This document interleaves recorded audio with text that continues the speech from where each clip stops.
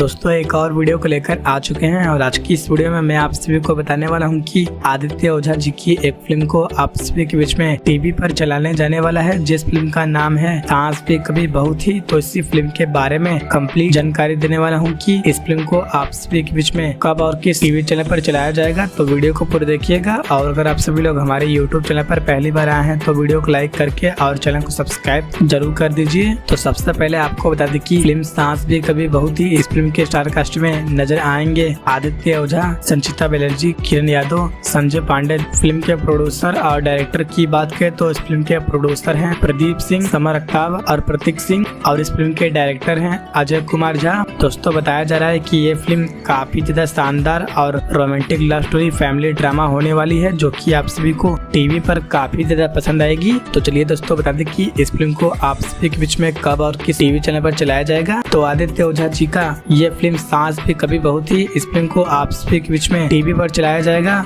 15 जुलाई को शनिवार के शाम 6:30 बजे और 16 जुलाई को रविवार की सुबह 10 बजे सिर्फ B4 भोजपुरी टीवी चैनल पर चलाया जाएगा। तो दोस्तों आप सभी लोग इस फिल्म को एक बार जरूर देखिएगा और दोस्तों वीडियो पसंद आए तो वीडियो को लाइक और चैनल को सब्सक्राइब जरूर करें।